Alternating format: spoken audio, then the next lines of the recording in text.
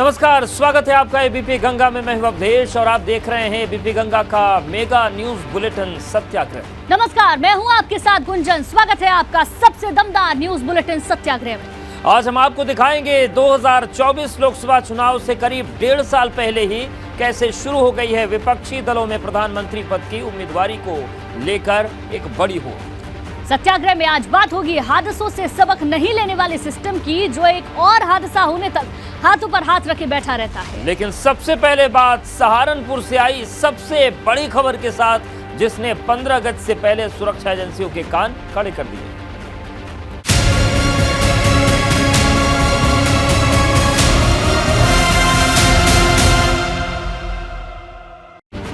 सत्याग्रह की शुरुआत मिल रही इस वक्त की बड़ी खबर के साथ। सहारनपुर से जैश ए मोहम्मद का आतंकी मोहम्मद नदीम को गिरफ्तार कर लिया है। नुपुर शर्मा की हत्या की फिराक में था आतंकी नदीम। ट्रेनिंग के लिए सीरिया अफगानिस्तान जाने वाला था। तहरीक ए तालिबान से भी जुड़ा था आतंकी नदीम। ये बड़ी खबर आपको बता दें, नदीम के कब्जे से बम बनाने का सामान भी बरामद हुआ है। तो बड़ी खबर सहारनपुर से है। जैश ए मोहम्मद का आतंकी मोहम्मद नदीम गिरफ्तार हुआ है। नुपुर शर्मा की हत्या के फिराक में आतंकी था और ट्रेनिंग के लिए सीरिया अफगानिस्तान भी जाने वाला था। तहरीक तालिबान से भी ये आतंकी जुड़ा हुआ था। इसके पास से बम बनाने का सामान बरामद हुआ है। लंबे समय से सुरक्षा एजेंसियां इस पर नजर बनाए हुए थी और नुपुर शर्मा की हत्या के फिराक में था। अब अंदाजा लगाइए कितना पुराना मामला हो गया, लेकिन तमाम जो ऐसे संगठन है आतंकी, उनके गुर्गे घूम रहे हैं देश भर में और सहारनपुर से बड़ी कामयाबी सुरक्षा एजेंसियों को मिली। बिल्कुल, और सबसे बड़ी बात, जहां देश आजादी का अमृत महोत्सव मना रहा है, ऐसे में किसी बड़ी साजिश को अंजाम देने की फिराक में था। सहारनपुर से जैश ए मोहम्मद का आतंकी मोहम्मद नदीम को गिरफ्तार कर लिया है। बड़ी कामयाबी है। नुपुर शर्मा की हत्या की फिराक में था आतंकी नदीम। तो अफगानिस्तान जाने वाला था नदीम, ये भी जानकारी मिली है और आतंकी घटना की फिराक में था। तहरीके तालिबान से भी इसका संपर्क बना हुआ था। नदीम को नुपुर शर्मा की हत्या का भी टास्क सौंपा गया था और नदीम के कब्जे से एटीएस को कई महत्वपूर्ण दस्तावेज मिले हैं। तो देखिए एबीपी गंगा पर एक्सक्लूसिव और पहली तस्वीरें आपको दिखा रहे हैं। यही वो आतंकी है, लाल टी शर्ट वाला नदीम, जो कि देश विरोधी गतिविधियों में लगा हुआ था। हालांकि ये बहुत समय से इस पर निगरानी चल भी रही थी, लेकिन जैसे ही सुरक्षा एजेंसियों को और एटीएस को ये समझ में आ गया कि अभी किसी बड़ी घटना को अंजाम देने के फिराक में है, तो इसे दबोच लिया गया। तो 15 अगस्त से पहले जो हाई अलर्ट पर पुलिस प्रशासन और सुरक्षा एजेंसियां हैं, उन संबंध में एक बड़ी कामयाबी मिली।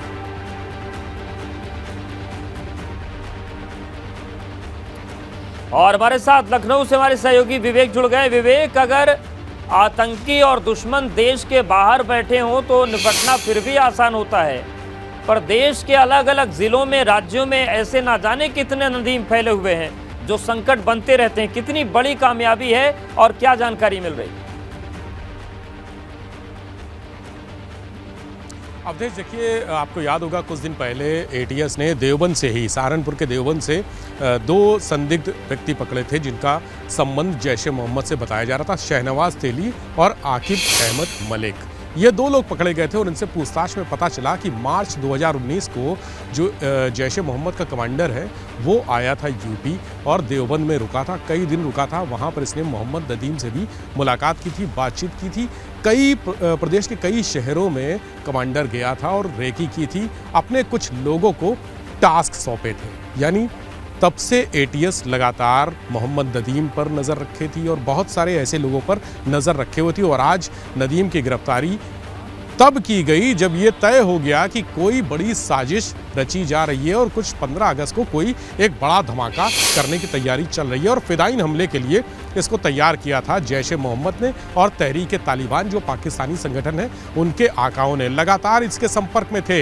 इसको बहुत सारी सामग्री जो इसके मोबाइल से पीडीएफ मिले हैं, उन पीडीएफ में बम बनाने का तरीका है। वो फिदाई फोर्स, यानी फिदाइन हमले के लिए जो फोर्स तैयार की जाती है, तो उसका नाम है फिदाई फोर्स। फिदाई फोर्स के नाम से इसको भेजे गए थे पीडीएफ और उसमें आईईडी बनाने का तरीका, हैंड ग्रेनेड बनाने का तरीका, वो सामग्रियाँ कहाँ से लाएंगे, ये सब तरीके थे। बहुत सारे उसके जो सोशल मीडिया प्लेटफॉर्म है, उसमें चैट रिकॉर्ड्स मिले हैं, वॉइस मैसेजेस मिले हैं कि क्या इंस्ट्रक्शंस दे रहे हैं उसके आका उसको। और सबसे बड़ी जो बात उसने कबूल की है वो है नुपुर शर्मा की हत्या की प्लानिंग। यानी नूपुर शर्मा के बयान के बाद जिस तरह से एक पूरे प्रदेश में और पूरे देश में आगजनी हिंसा की वारदातें सामने आई थी, घटनाएं सामने आई थी, उसको लेकर बहुत सारे पाकिस्तानी संगठन, आतंकवादी संगठन, खासकर हम कहें सऊदी अरब यानी जो खाड़ी देश हैं, वहाँ के जो नवाब हैं, राजा हैं, बादशाह हैं, सल्तनतें हैं, वो तो नाराज़ से ही, आतंकी संगठन भी नाराज़ से, और उन्होंने नूपुर शर्मा को मारने का टास्क मोहम्मद नदीम को दिया था। हो सकता है वही कोई फिदाइन हमला तैयारी कर रहा हो। हालांकि एटीएस के जो सोर्सेज हैं वो कह रहे हैं कि कोई पुलिस मुख्यालय पर भी ये फिदाइन हमला कर सकता था, कोई बड़े प्रतिष्ठान पर हमला कर सकता था जहां पर 15 अगस्त को बहुत भीड़ भाड़ होने वाली थी, बहुत संवेदनशील लोग आने वाले थे, और इनके टारगेट में, आतंकी संगठनों के टारगेट में लगातार आरएसएस के बड़े नेता रहे हैं। मुख्यमंत्री योगी आदित्यनाथ तो रहे ही रहे हैं, उनके अलावा जो बहुत सारे मंत्री विधायक हैं वो भी इनके टारगेट में हैं, और पश्चिमी उत्तर प्रदेश इस तरह की गतिविधियों का गढ़ बनता जा रहा है, खासकर सहारनपुर, वहाँ का देवबंद इलाका। और इसीलिए योगी आदित्यनाथ ने जब दोबारा सरकार उनकी बनी है, उससे पहले जो उन्होंने घोषणा की थी कि वहाँ पर एटीएस का सेंटर बनेगा, और दोबारा सरकार बनने के बाद नींव भी रख दी गई है एटीएस के सेंटर की। एटीएस वहाँ पर लगातार एक्टिव है और लगातार नजर रख रही है। पश्चिमी उत्तर प्रदेश के सभी जनपदों में, सहारनपुर से लगे हुए जो जनपद हैं वहाँ पर मेरठ है, जो बिल्कुल, और ये तमाम इलाके ऐसे हैं जहाँ पर इस तरीके के लोग पकड़े जाते रहे हैं। ऐसे में एक बड़ी कामयाबी से कहा जा सकता है, लेकिन ये भी इससे पता चलता है कि साजिशें रचने वाले देश के खिलाफ देश में अलग अलग जगहों पर बैठे हैं, और वो इसकी एक तस्दीक करते हैं कि 15 अगस्त से पहले एक बड़ी वारदात की कोशिश थी, लेकिन वो पूरी नहीं हो पाई। शुक्रिया विवेक आपका जानकारी और अपडेट देने के लिए। वहीं बिहार में भाजपा के सरकार से बाहर होने के बाद नई सरकार आते ही और राजनीतिक बयान बदलते ही अब विपक्ष को देश की सियासी हवा में भी बदलाव महसूस होने लगा है। 2024 के लोकसभा चुनाव में अभी काफी समय है, लेकिन लोकसभा चुनाव से पहले ही विपक्षी दल एक तरफ की एकजुटता की बात करते दिख रहे हैं, तो दूसरी तरफ वही दल प्रधानमंत्री पद के लिए भी अपने अपने नेताओं को प्रोजेक्ट करने में लगे हुए हैं। बिहार में सत्ता परिवर्तन के साथ ही नीतीश कुमार का नाम प्रधानमंत्री पद के लिए फिर से चर्चा में आ गया है। इसी बीच आज समाजवादी पार्टी की तरफ से प्रधानमंत्री पद के लिए योग्य उम्मीदवार का सवाल पूछने पर सांसद एसटी हसन ने अखिलेश यादव का नाम आगे कर दिया, जबकि कांग्रेस की तरफ से इमरान प्रतापगढ़ी ने राहुल गांधी का नाम आगे कर दिया। यानी कि हर दल जो विपक्ष में है वो अपने अपने नेता को प्रधानमंत्री बनाने में लगा हुआ है।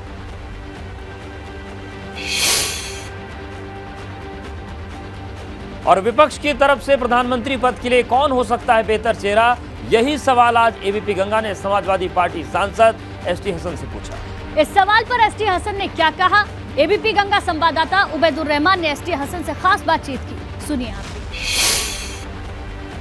विपक्ष में नीतीश कुमार का चेहरा जो है वो प्रधानमंत्री के पद के लिए 2024 के चुनाव के लिए चर्चाओं में है। ऐसे में समाजवादी पार्टी क्या सोचती है, हमारे साथ बात करने के लिए समाजवादी पार्टी से सांसद डॉक्टर एसटी हसन साहब हैं। हसन साहब, नीतीश कुमार का नाम जो है अब बड़े लेवल पर आने लगा है कि वो प्रधानमंत्री के दावेदार हो सकते हैं 2024 के लोकसभा चुनाव में विपक्ष की तरफ से। आपको क्या लगता है, क्या उनके अंदर इतना बड़ा जो नेता का होना चाहिए स्टेटस है, और ये समाजवादी पार्टी क्या मानती है इसमें? देखिए, नीतीश कुमार बड़े नेता हैं, इसमें कोई डाउट नहीं, लेकिन गलतियाँ भी करी हैं उन्होंने। सुबह का भूला अगर रात को घर लौट आए तो गलतियों की माफ़ी भी होती है, लेकिन ये तो पोस्ट इलेक्शन पे तय होगा कि कौन नेता होगा। ये तय होगा कि किसके सांसद सबसे ज़्यादा हैं, कौन क्या चाहता है। अगर समाजवादी पार्टी के सांसद सबसे ज़्यादा हैं तो अखिलेश यादव जी क्यों नहीं प्राइम मिनिस्टर के कैंडिडेट हो सकते। ये अभी बहुत प्रीमेच्योर है जो आप सवाल पूछ रहे हैं। अखिलेश यादव के चेहरे को, व्यक्तित्व को आप मानते हैं कि वो भी प्रधानमंत्री के दावेदार हो सकते हैं विपक्ष की तरफ से 2024 में? उनका चेहरा, उनका व्यक्तित्व यकीनी तौर पर परफेक्ट है प्रधानमंत्री होने के लिए। दावेदार नहीं, पर एक कामयाब प्रधानमंत्री होंगे वो। अभी जब विपक्ष एक राय नहीं है तो फिर कौन चेहरा ऐसा होगा जो टक्कर लेगा? वक्त आने पे सब एक राय हो जाएंगे, और आज भी एक राय हैं। देखिए, हो सकता है कोई मतभेद हो किसी बात पे, लेकिन जब टारगेट सामने होता है तो सारे मतभेद ख़त्म हो जाते हैं और आदमी चिड़िया की आंख को देखता है। नीतीश कुमार पर एक राय हो सकता है विपक्ष?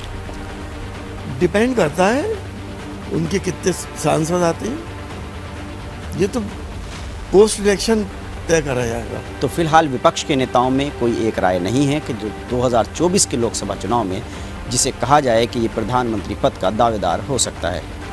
उबैदुर रहमान, एबीपी गंगा, मुरादाबाद। वहीं 2024 में प्रधानमंत्री मोदी के खिलाफ सबसे मजबूत चेहरा कौन हो सकता है, इस सवाल पर कांग्रेस सांसद इमरान प्रतापगढ़ी ने अपने नेता राहुल गांधी का नाम आगे कर दिया। नहीं, हम सब चाहते हैं कि राहुल जी प्रधानमंत्री का चेहरा हो और स्वाभाविक रूप से हैं भी वो, लेकिन कांग्रेस पार्टी हमेशा से त्याग और समर्पण की प्रतिमूर्ति रही है। जब पूरा देश उम्मीद कर रहा था कि सोनिया जी प्रधानमंत्री बनेंगी तो उन्होंने मनमोहन सिंह जी को प्रधानमंत्री बनाया। तो ये तो भविष्य के गर्त में है कि राहुल जी वो उम्मीदवारी स्वीकार करेंगे या किसी और का नाम आगे कर देंगे। ये तो मुझे लगता है कि ये भविष्य के गर्त में है और कांग्रेस ने हमेशा नए मानक स्थापित किया है। हम सब चाहते हैं कि राहुल जी, अभी तो कल आपका कोई एक सर्वे भी आया है जिसमें देश भी चाहता है कि प्रधानमंत्री पद की उम्मीदवारी जो है वो राहुल जी करें। तो कांग्रेस के कार्यकर्ताओं से पूछेंगे तो वो तो यही कहेगा।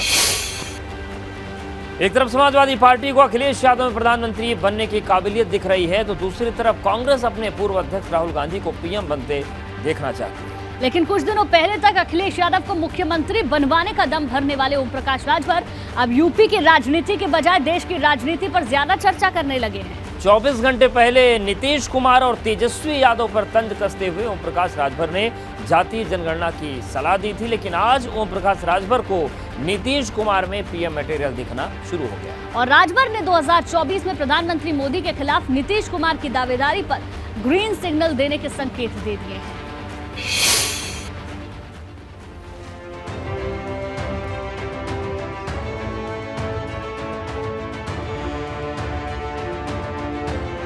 बिहार में हुए बेमौसम राजनीतिक परिवर्तन के साथ ही एक बार फिर 2024 के लोकसभा चुनाव से पहले ये चर्चा तेज हो गई है कि क्या आने वाले दिनों में नीतीश कुमार बिहार से निकलकर प्रधानमंत्री नरेंद्र मोदी को चुनौती देने के लिए विपक्ष का चेहरा बन पाएंगे। लेकिन ओम प्रकाश राजभर ने अभी से साफ कर दिया कि 2024 के लिए विपक्ष की तरफ से नीतीश बाबू आगे आएंगे, तो सुभासपा उन्हें समर्थन देने का विचार कर सकती है।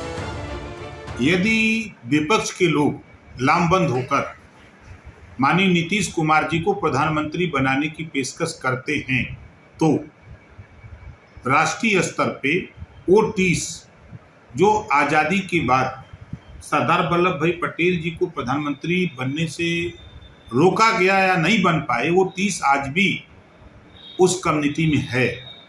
वो कम्युनिटी पूरे देश में अलग अलग प्रदेशों में अलग अलग हिस्सों में पाई जाती है, तो उसका लाभ विपक्ष को मिल सकता है। हालांकि राजभर ने लगे हाथों विपक्ष की एकता पर भी सवाल उठाते हुए कह दिया कि विपक्ष के दलों के बीच प्रधानमंत्री पद के लिए किसी एक चेहरे पर आम सहमति के बाद ही कोई ठोस फैसला होगा। लेकिन नीतीश कुमार को ओम प्रकाश राजभर 2024 के लिए बड़ा फैक्टर जरूर मानते हैं। देखिए, सबसे बड़ा पावर वोट है। माननीय मोदी जी भी प्रधानमंत्री हैं तो वोट अवश्य हैं, हम भी एमएलए हैं तो वोट अवश्य हैं। माननीय नीतीश जी भी सीएम हैं तो वोट अवश्य हैं। तो वोट से न टक्कर होगा कि मोदी जी और नीतीश जी से टक्कर हो। सिर्फ ओम प्रकाश राजभर ही नहीं बल्कि शिवपाल यादव भी मानते हैं कि प्रधानमंत्री पद के लिए नीतीश कुमार के नाम में करंट है, लेकिन लगे हाथों उन्होंने बिना नाम लिए अखिलेश यादव पर भी तंज कस दिया कि बिहार के नेताओं की तरह यूपी के नेता परिपक्व नहीं है। देखिए, जो परिपक्व शब्द मैंने कहा है तो वहाँ तो देखने को मिला है। बिहार में तो जो परिपक्व थे उसी की वजह से वो सब लोग एक होकर के उन्होंने सरकार बना ली है। तो परिपक्वता तो होना चाहिए, तभी सब लोग जुड़ सकते हैं। अगर परिपक्वता नहीं है तो वो लोग नहीं जुड़ सकते। अब देखते जाइए, पहले तो नेताओं में परिपक्वता आनी चाहिए और जब तक परिपक्वता नहीं आएगी तब तक कुछ नहीं हो सकता है। फिलहाल लोकसभा चुनाव में करीब 1.5 साल से ज्यादा का वक्त बाकी है और विपक्ष की तरफ से प्रधानमंत्री पद के लिए सर्वमान्य चेहरा तो छोड़िए, विपक्षी दलों में तालमेल बनना ही सबसे बड़ी चुनौती है। उनमें भी सबसे ज्यादा मुश्किल उत्तर प्रदेश में दिख रही है। जहां भाजपा के खिलाफ विपक्ष की गोलबंदी का हर प्रयोग बेकार हो चुका है। Bureau report, ABP Ganga. Bhajpa के राज्यसभा सांसद बृजलाल ने विपक्ष के प्रधानमंत्री के दावेदारों पर तंज कसते हुए कहा है कि पीएम बनने का विरोधियों का सपना सपना ही रह जाएगा। 2024 में नरेंद्र मोदी ही प्रधानमंत्री बनेंगे। बृजलाल ने बसपा और सपा के 2024 के साथ में आने की सियासी अटकलों पर हमला बोला। और सब बातचीत के लिए मौजूद हैं उत्तर प्रदेश से राज्यसभा सांसद बृजलाल जी। सर, अगर बात करें तो विपक्षी एकता की बात चल रही थी 2024 के चुनाव से पहले, लेकिन टीएमसी की तरफ से जिस तरीके से बयान आया है, किस तरीके से आप देखते हैं? ऐसा है कि जितने विपक्षी नेता हैं, चाहे ममता बनर्जी जी हों, चाहे नीतीश कुमार जी हों, चाहे शरद पवार जी हों, और खैर राहुल गांधी तो 2 दशकों से ही प्रधानमंत्री बनने का सपना देख रहे हैं, तो ये सब इनका स्वार्थ ऐसा है कि सब प्रधानमंत्री का कैंडिडेट बनना चाहते हैं और सब चाहते हैं कि और विपक्षी पार्टी लीडर उनको स्वीकार करें, जो संभव ही नहीं है। और ये इसका प्रमाण राष्ट्रपति और उपराष्ट्रपति का जो चुनाव हुए उसे में जग जाहिर हो गया। तो ये पार्टियां, इनमें बिखराव है और 2024 आते आते तक इनमें महाबिखराव होगा। और इन पार्टियों को ध्यान रखना चाहिए कि 2024 में भी भारतीय जनता पार्टी को कोई टस से मस नहीं कर सकता। और मोदी जी का जो छवि है, मोदी जी का जो पर्सनालिटी है, जो उनकी अंतर्राष्ट्रीय स्तर पर उनकी स्वीकारता है, आज उसको देखते हुए तीसरी बार भी नरेंद्र मोदी भी देश के प्रधानमंत्री होंगे, जो देश के हित में है। अगर बात की तो उत्तर प्रदेश के अंदर भी विपक्षी एकता की बात चल रही है। कांग्रेस पार्टी के नेता हैं प्रमोद तिवारी, वो कह रहे हैं कि पहल होनी चाहिए, विपक्षी नेताओं को साथ आना चाहिए। आपको लगता है कि सपा बसपा कांग्रेस आ सकते हैं साथ उत्तर प्रदेश में? इसका प्रयोग तो 2019 में कर चुके हैं। अखिलेश यादव जी ने सपा बसपा कांग्रेस और ऐसा बनाया था, ऐसा माहौल पैदा किया था कि साहब बस पूरी सीटें उन्होंने 2019 लोकसभा की वो कांग्रेस गठबंधन के पास जा रहा है, महागठबंधन जो अखिलेश यादव ने बनाया था। परिणाम क्या हुआ सबको मालूम है। प्रमोद तिवारी जी का सपना ठीक है, उनको विपक्षी नेता हैं, अनुभवी नेता हैं, उनको करना चाहिए, लेकिन वो एकता भले ही सतही तौर पर हो, वो दिल से एक साथ आ ही नहीं सकते। शुक्रिया हमसे बातचीत करने के लिए हैं उत्तर प्रदेश के राज्यसभा सांसद बृजलाल जी, जिनका कहना है जिस तरीके से 2019 में पहले भी गठबंधन हो चुका है और नतीजा सबके सामने रहा, वैसे 2024 में एक बार फिर से बीजेपी का कमल खिलेगा और नरेंद्र मोदी के नेतृत्व में सरकार बनेगी। कैप्टन विपिन के साथ अविनाश तिवारी, एबीपी गंगा, दिल्ली। आगे बढ़ेंगे। नोएडा में महिला से बदसलूकी करने वाला श्रीकांत त्यागी अपनी हरकत के पीछे सलाखों के पीछे पहुंच चुका है और अपनी करतूत पर अब श्रीकांत त्यागी को खुद भी शर्मिंदगी महसूस हो रही। लेकिन श्रीकांत के खिलाफ हुई कार्रवाई से अब त्यागी बाहुल्य गांव ने भाजपा के लिए फरमान जारी कर दिया। क्या है पूरा मामला, मुजफ्फरनगर से एबीपी गंगा की इस रिपोर्ट में देखिए।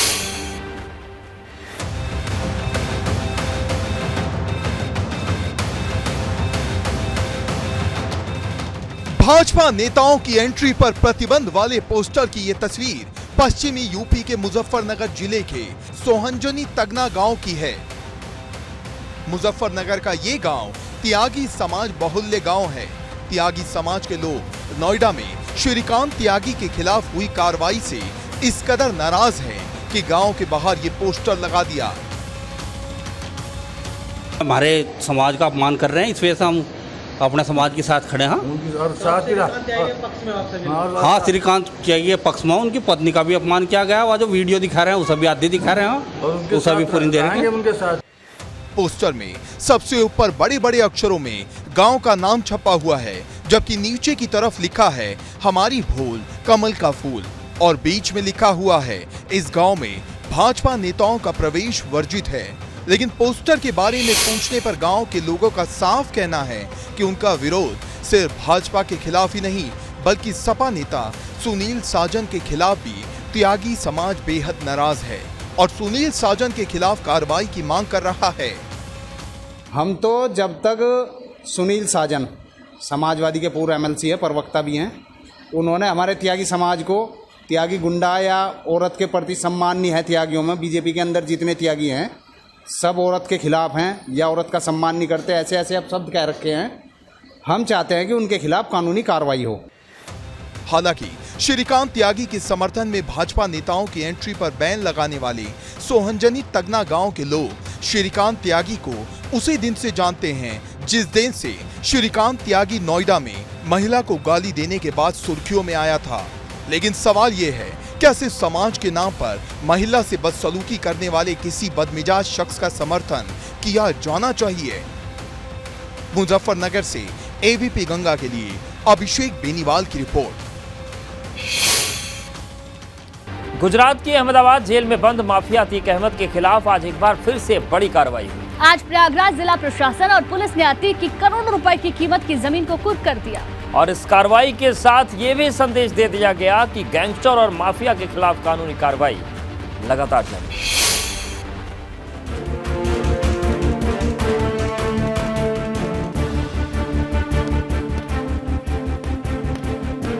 माफिया घोषित किए जा चुके जेल में बंद पूर्व सांसद अतीक अहमद पर कानूनी शिकंजा कसते हुए आज प्रशासन ने एक और बड़ी कार्रवाई कर दी। आज प्रयागराज के पूरा मुफ्ती इलाके में गैंगस्टर अतीक अहमद की जमीन को प्रशासन ने कुर्क कर दिया।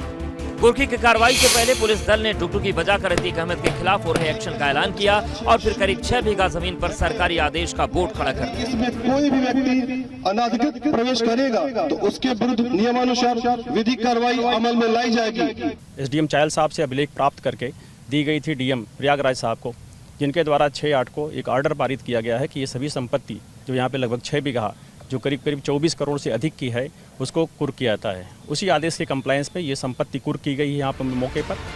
प्रयागराज में आज अतीक अहमद की जिस जमीन को कुर्क किया गया उसकी कीमत करीब 25 करोड़ रुपए है। अतीक अहमद के खिलाफ धूमनगंज थाने में दर्ज एक मुकदमे में कार्रवाई की गई और जिस माफिया अतीक अहमद की जमीन को कुर्क किया गया है उसकी कीमत कानपुर प्रयागराज हाईवे पर होने की वजह से आसमान पर पहुंच चुकी है। पुलिस और प्रशासन के बड़े अफसरों की मौजूदगी में यहाँ पर ये ज़मीन जो है इसे कुर्क किया जा रहा है। यहाँ पर एक बोर्ड भी लगा दिया गया है और लगातार डुगडुगी बजाई जा रही है। डुगडुगी बजाकर इस बात का ऐलान किया जा रहा है कि ये जो संपत्ति है इसे कुर्क कर लिया गया है, अब इस पर किसी तरह की एंट्री नहीं की जा सकेगी। इसके पहले भी प्रयागराज में अतीक अहमद के खिलाफ कार्रवाई करते हुए प्रशासन ने कई सरकारी जमीनों से अतीक अहमद का कब्जा हटवाया है और लूकरगंज इलाके में अतीक के कब्जे से खाली करवाई गई जमीन पर गरीबों के लिए फ्लैट बनाने का काम जोरों पर है और पुलिस ने साफ कर दिया है कि अपराधियों और माफिया के खिलाफ उसका एक्शन आगे भी जारी रहेगा। प्रयागराज से एबीपी गंगा के लिए मोहम्मद मोइन की रिपोर्ट। कानपुर में बैंक लॉकर से करोड़ों की चोरी हो जाने की खबर तो आपने सुनी ही होगी। कानपुर का वही सेंट्रल बैंक ऑफ इंडिया एक बार फिर से चर्चा में है और इस बार इसी बैंक से लॉकर चोरी हो गया है। देखिए हमारी खास जेवरखोर बैंक का एक और शिकार। कानपुर के बैंक का एक और नया कांड। कानपुर के सेंट्रल बैंक ऑफ इंडिया की कराची शाखा का जिन्न एक बार फिर सामने आ गया है। इस बार बैंक के ग्राहक का लॉकर में रखा सामान ही नहीं बल्कि पूरा का पूरा लॉकर ही गायब हो गया। बैंक के कस्टमर्स ने बैंक प्रबंधन पर सीधा आरोप लगाया था कि जो लॉकर ऑपरेट किए जा रहे हैं उसमें उनका जो सामान रखा गया था वो चोरी हो गया, वो गायब हो गया है। एक नहीं कई शिकायतें ऐसी हुई थी, एक एक करके 11 ग्राहक बैंक के सामने आए थे जिन्होंने कहा था कि उनका लाखों रुपए का सामान जो सोने के रूप में था, चांदी के रूप में था, प्रॉपर्टीज़ के रूप में था, वो यहाँ से चोरी हो गया है। शहर के बिस्किट कारोबारी रमेश खन्ना ने बैंक पर आरोप लगाया है कि उनका 45 साल पुराना लॉकर लापता है। बिस्किट व्यापारी को बैंक अब न तो उन्हें अपना लॉकर देखने दे रहा है और न यही बता रहा है कि उनको जो लॉकर आवंटित हुआ था वो किस हालत में है। उनको लिखित में दिया मैंने। क्या जवाब मिला? उन्होंने कहा कि भाई हम लोग कुछ कर नहीं पा रहे हैं, बता नहीं पा रहे हैं आपके बारे में और आप चाहिए तो जाके पुलिस में रिपोर्ट कर दीजिए। रमेश खन्ना जिस लॉकर की बात कर रहे हैं उस लॉकर में 1 किलो 900 ग्राम सोना, 600 ग्राम चांदी और 6 कैरेट के डायमंड रखे जाने का दावा किया जा रहा है। इस बाबत रमेश खन्ना ने कानपुर पुलिस को शिकायती पत्र भी दिया है। पुलिस ने कहा हम इसको जांच करके इसमें कार्रवाई कर रहे हैं। हमारी इस मामले की पूरी जानकारी डीसीपी कानपुर को भी है, पूर्वी को, और फील खाना थाने का चूंकि मामला है तो वहाँ पे भी हम लोगों ने तहरीर दे दी है। मुझे उम्मीद है कि पुलिस इसमें मुकदमा करके न्याय करेगी। अप्रैल महीने के कानपुर के सेंट्रल बैंक की कराची शाखा से 11 ग्राहकों के लॉकर से करीब 4 करोड़ रुपए के जेवर गायब हो गए थे। मामला निकल के आया तो 7 लोग गिरफ्तार किए गए थे। बैंक मैनेजर रामप्रसाद और लॉकर इंचार्ज शुभम मालवीय को निलंबित कर दिया था बैंक ने। 2 करोड़ 68 लाख रुपए जो बैंक के कस्टमर थे उनको बैंक ने दिया था समझौते के बाद। और एक नया मामला निकल के आया है, यहाँ लॉकर में रखा सामान नहीं गायब हुआ है, लॉकर ही गायब हो गया है। कानपुर से कैमरामैन पंकज निगम के साथ रतीश त्रिवेदी, एबीपी गंगा। उत्तर प्रदेश के बांदा में हुए नाव हादसे में अब तक 4 लोगों की मौत हो चुकी है। 4 लोगों की मौत हुई, लेकिन रेस्क्यू ऑपरेशन जारी है। उत्तर प्रदेश सरकार ने दुर्घटना के शिकार लोगों के लिए 4-4 लाख के मुआवजे का ऐलान भी कर दिया है।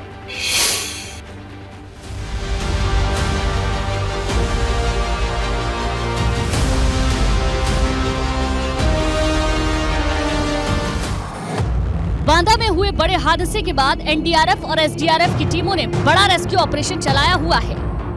एनडीआरएफ और एसडीआरएफ नदी में उतर चुकी हैं और युद्ध स्तर पर जो लोग लापता हैं 17 लोग, उनको तलाशने का कार्य किया जा रहा है। बांदा में एनडीआरएफ की 30 सदस्यीय टीम और एसडीआरएफ की 15 सदस्यीय टीम मरका घाट में मौजूद है। साथ ही पीएसी की फ्लड प्लाटून भी मदद करने के लिए मौके पर तैनात है।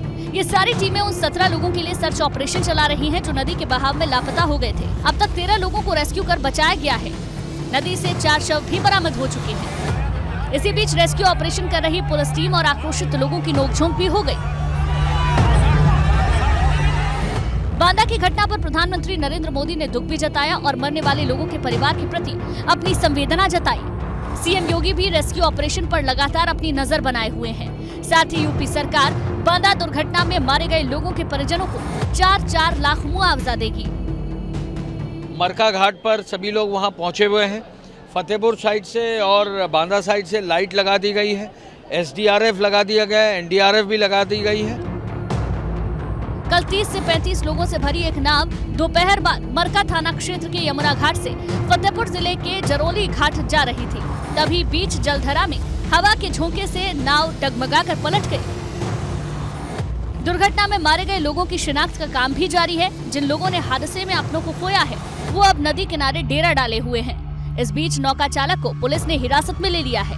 Bureau report, ABP Ganga.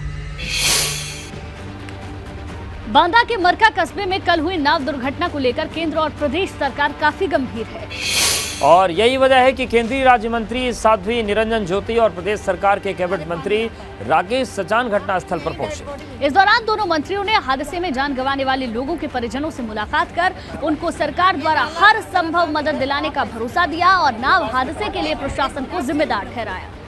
तो बांदा के मरका में कल नाव पर सवार होकर यमुना नदी पार कर रहे लगभग 3 दर्जन यात्री नाव के असंतुलित हो जाने से नदी में डूब गए थे। इनमें से 13 लोगों को जिला प्रशासन और स्थानीय लोगों के सहयोग से बचाया गया, लेकिन अभी भी 17 लोग लापता हैं जिनका रेस्क्यू करने की कोशिश की जा रही है। बहुत दुखद घटना है।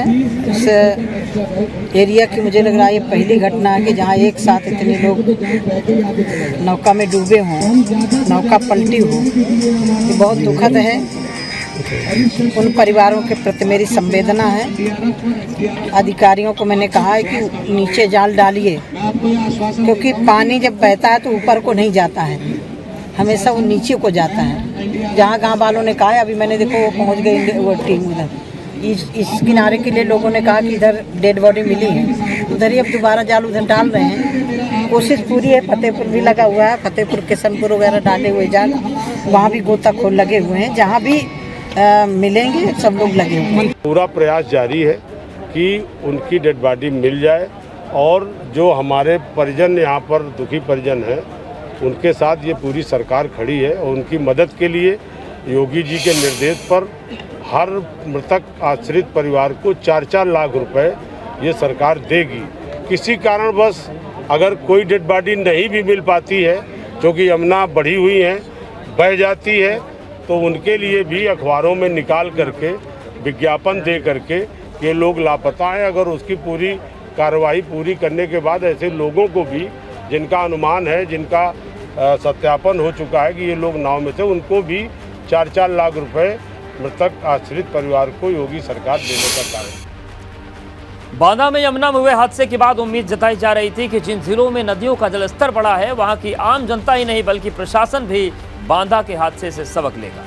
लेकिन बांदा के पड़ोसी जिले चित्रकूट में ही प्रशासन हाथ पर हाथ धरे बैठा था और नावों पर ओवरलोडिंग करने लोगों की जान जोखिम में डालने का सिलसिला लगातार जारी था। लेकिन एबीपी गंगा पर इस लापरवाही की खबर दिखाए जाने के बाद अब जिला प्रशासन नींद से जाग रहा है।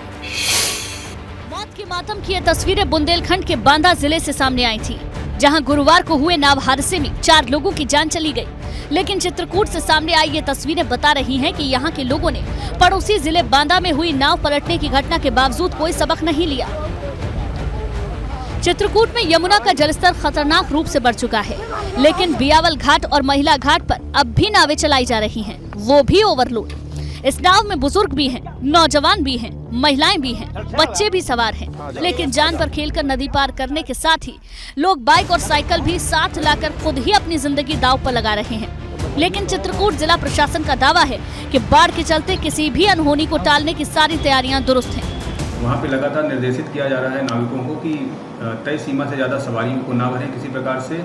इसके अलावा उन्हें गोताखोरों के नंबर भी दिए गए हैं, गोताखोरों को भी अलर्ट रहने को कहा गया है। हम सभी लोग पूर्णतः अलर्ट हैं, यहाँ किसी प्रकार की अवांछनीय घटना ताकि ना होने पाए। लेकिन रोजाना यमुना किनारे आने वाले स्थानीय लोग प्रशासन की तैयारियों की हकीकत खुद ही बताने लगते हैं। लोगों का कहना है कि नाव पर खुलेआम ओवरलोडिंग करके सवारियां भरी जा रही हैं और नाविकों ने ना तो लाइफ जैकेट का इंतजाम किया है और ना ही सुरक्षा के कोई उपाय मौके पर मौजूद रहते हैं। सामने ये बैठे हुए हैं, करीब 20-25 लोग होंगे उसमें, और 4 से 10 गाड़ियाँ उसमें लगी हैं। हमको तो लग रहा है कि ओवरलोड है, अब वो पैसे की उसमें से अपना बैठा लेते हैं, चाहे वो बूढ़ जाए चाहे मर जाए, उनसे क्या मतलब। सुना आपने, ना तो नाविकों के पास सवारियों के लिए सुरक्षा उपकरण है, ना ही इंतजाम, लेकिन पैसों के लिए नाविक सवारियों को नाव पर लादे चले जाते हैं। लेकिन एबीपी गंगा पर यह खबर दिखाने के बाद अब चित्रकूट प्रशासन ने यमुना किनारे पहुंचकर मनमाने नाविकों पर नकेल कसना शुरू कर दिया है। चित्रकूट से bureau report, ABP Ganga. Pilibhit में रसिया खानपुर गांव से एक परिवार गांव के ही कुछ लोगों को धमकियों से परेशान होकर अपने परिवार सहित पलायन करने को मजबूर हो गया है। एबीपी गंगा के कैमरे पर 5 दिन पहले ही पीड़ित ने बयान देकर मदद न मिलने की बात कही थी और आगे मदद न मिलने पर पलायन करने की बात कही। छोटे-छोटे बच्चे लेके यहाँ से कहीं चले जाओ। न तो इस महिला के आंसू काम आए और न दीवार पर पलायन कर जाने की चेतावनी। जिस बात का डर था आखिरकार वो ही हो गया। पीलीभीत जिले में कृष्णा देवी का परिवार अपने घर से पलायन कर गया है। परिवार ने आरोप उत्पीड़न और गोवंश की हत्या के आरोप भी लगाए, जिसके 5 दिन बाद ही परिवार गांव छोड़ गया। हालांकि परिवार के पलायन कर जाने के आरोपों से ऊपर पुलिस अधीक्षक ने इनकार किया है। परिवार का गांव वालों का कहना कि अपने रिश्तेदारी में गया है या कहीं गया है, उनकी जान। मामला थाना बीसलपुर के रसिया खानपुर गांव का है। पीड़ित परिवार ने आरोप लगाया था कि उनके परिवार के गोवंश की हत्या के बाद भी शिकायत नहीं लिखी गई, न ही कोई कार्रवाई हुई। परिवार लगातार पुलिस और प्रशासन के चक्कर काट रहा था, लेकिन कोई मदद नहीं। अब दावा किया जा रहा है कि कृष्णा देवी का परिवार गाँव छोड़कर पलायन कर गया। सुनिए 7 अगस्त को एबीपी गंगा से कृष्णा देवी ने क्या कहा। मैं बहुत ज़्यादा परेशान हूँ। 4 लोग मुझे बहुत पीड़ित कर रहे हैं। यहाँ 15-16 हज़ार आबादी है मोमडों की, मुझ पे जैसी गुजर रही है। मैं जानती हूँ मेरी सियानी लड़कियाँ हैं, इतनी परेशान हो गई हूँ। मेरे आसपास में गंदगी, कहीं कुछ डालते कहीं कुछ डालते, मुझे बहुत ज़्यादा पीड़ित कर रहे हैं। तब पुलिस अधिकारियों ने दावा किया था कि पुलिस फोर्स ने पीड़िता से पूछताछ की थी। अब पुलिस लापता बचने की खोजबीन करने की बात कर रही है। Bureau report, ABP Ganga. खबरों में आगे बढ़ेंगे। आजादी के अमृत महोत्सव के अवसर पर हर घर तिरंगा अभियान की शुरुआत हो चुकी है। उत्तर प्रदेश पुलिस अलग अलग जिलों में तिरंगा रैली निकाल रही है, लोगों को अपने घर पर तिरंगा लगाने के लिए प्रेरित कर रही है।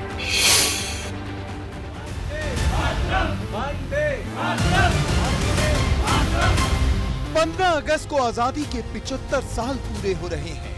देश आजादी का अमृत महोत्सव मना रहा है। सरकार जहां इसे धूमधाम से मनाने में जुटी है, तो उत्तर प्रदेश पुलिस भी पीछे नहीं। सबसे पहली तस्वीर उत्तर प्रदेश की राजधानी लखनऊ से, जहां कमिश्नरेट लखनऊ की पश्चिमी पुलिस ने तिरंगा यात्रा निकाली। हाथों में तिरंगा लिए यात्रा के लिए निकली पुलिस टीम का जोश देखते ही बन रहा है। पुलिस वाले जोश से भरपूर होकर देशभक्ति के नारे लगा रहे हैं।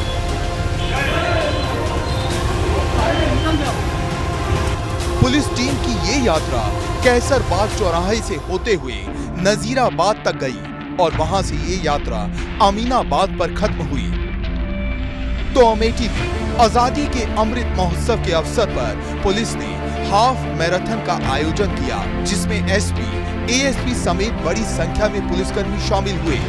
अमेठी की इस हाफ मैराथन में पुलिसकर्मियों ने 5 किलोमीटर लंबी मैराथन में दौड़ लगाई, जो एसपी ऑफिस से शुरू होकर मवई धाम पर खत्म हुई। आजादी के जश्न में फिरोजाबाद पुलिस भी रंगी हुई है। आजादी के अमृत महोत्सव को लेकर फिरोजाबाद की पुलिस लाइन में 11 अगस्त से 17 अगस्त तक अलग अलग कार्यक्रमों का आयोजन किया जा रहा है, जिसमें आज एसएसपी के नेतृत्व में पुलिस कर्मियों ने मैराथन दौड़ का आयोजन किया, जिसमें एसएसपी आशीष तिवारी और पुलिस कर्मियों ने तिरंगा लेकर 5 किलोमीटर की दौड़ लगाई। तो सीतापुर की तिरंगा यात्रा में पुलिस वाले देशभक्ति से ओतप्रोत होकर देशभक्ति के गानों पर जमकर थिरके। सीतापुर की ये तिरंगा यात्रा जीआईसी से शुरू होकर शहर के कई रास्तों से होते हुए तरणताल तक पहुंची, जहां पर तिरंगा यात्रा का समापन हुआ। Bureau report, ABP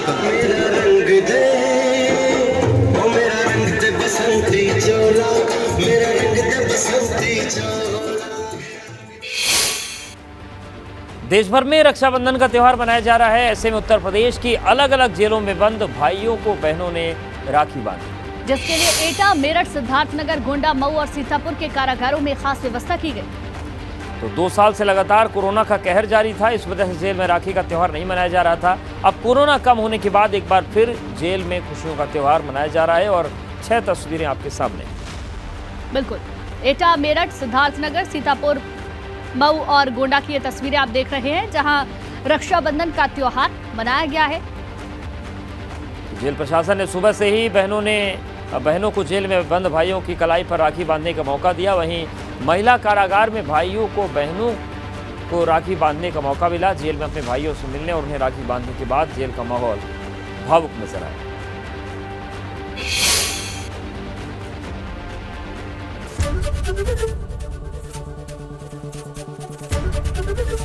ABP Ganga, खबर आपकी, जुबान आपकी।